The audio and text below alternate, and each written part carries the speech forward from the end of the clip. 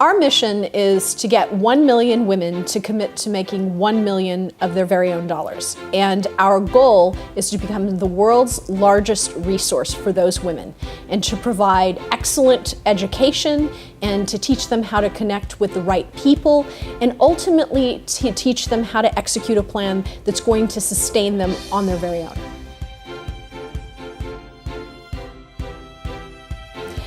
The Millionaire Girls movement came about when I saw the Barnard commencement address given by COO of Facebook, Sheryl Sandberg.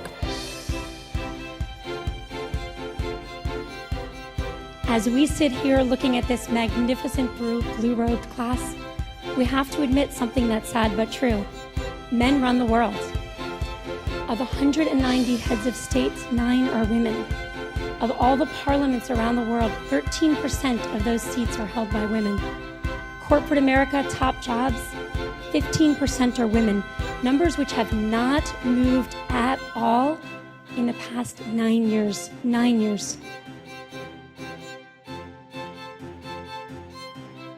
She really spoke to me because she and I are the same age, and she really talked about sort of how my generation kind of blew it, and we sort of failed in this idea that we were going to be making the same amount of money as men. We're out there in the workforce. In some industries, we exceed that of men, and we're still really no further along economically in many, many ways. And she cited a lot of studies. She talked a lot about the mission of this next generation. And one of the things that I thought about to myself is that's great for this young generation of women, and I really hope it's different for them. But what about me? I'm 42 years old. I'm not done yet. And it really inspired me to do something. And what I really wanted was to, rather than merely find a platform where we could all complain, I wanted to find a space where we could take action. And where we could do something.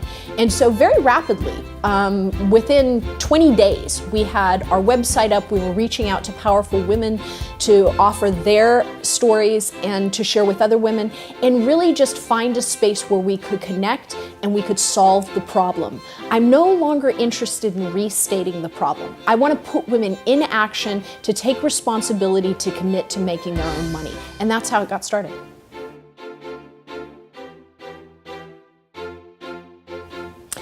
I launched my own company in January of 2009. I'm very honest about the fact that, like lots of Americans, I just lost my job. It was no fault of anyone's.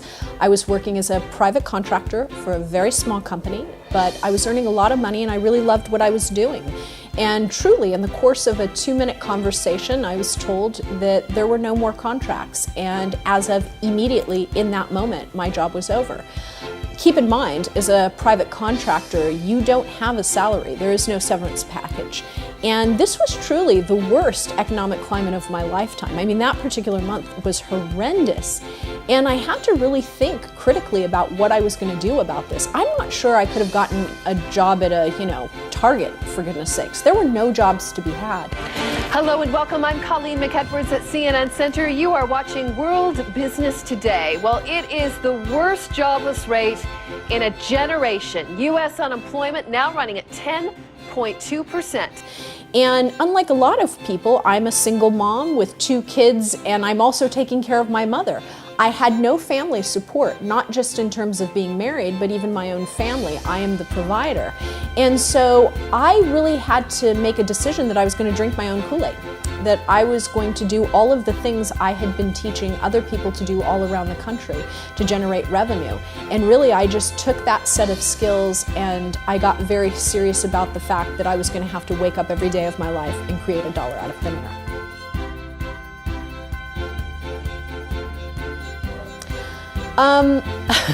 The first year of my business was rough, to say the least. As I mentioned, it was a tough economic landscape. There were no jobs, people weren't spending money, budgets were tightening.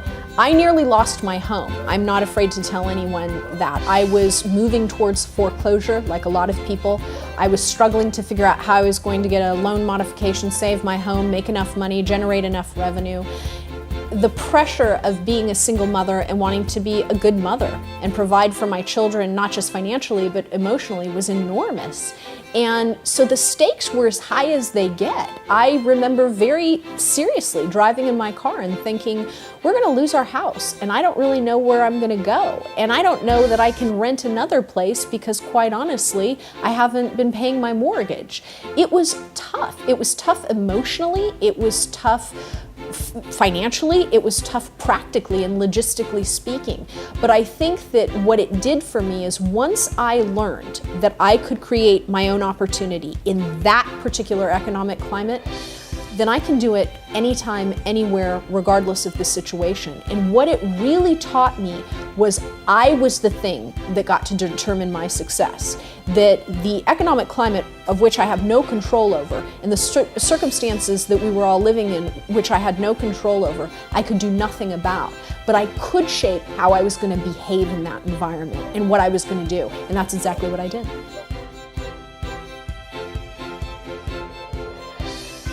So what starting a business in that particular environment and climate did for me is it really informed how I approached the Millionaire Girls movement.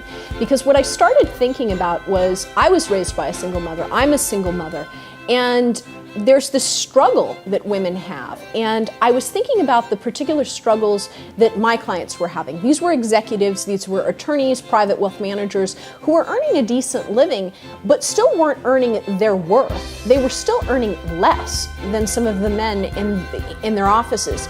And also women entrepreneurs who potentially had a great idea but didn't really know how to present that idea to the market, didn't really know how to convey their worth, didn't really know how to sell their brand. And I really started thinking about how powerful might it be if we were able to teach women how to make their own money. And for me, I don't know that the Millionaire Girls movement would have been born had I not had my own struggle in that year and had come from absolutely nothing and pulled myself out of it. It really was the fact that I launched my company with a MacBook and $5 in a horrendous economic climate that made me realize, hey, if I can do this, I can certainly teach other women to do it. And this isn't necessarily hard, it's just not something that anyone has taught us to do.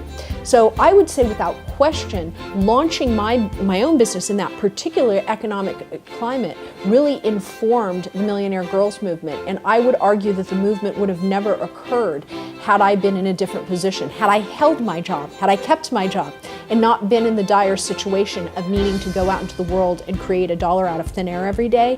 Would I have launched the movement? No, I doubt that. I think it's highly unlikely. I think my experience informed the movement.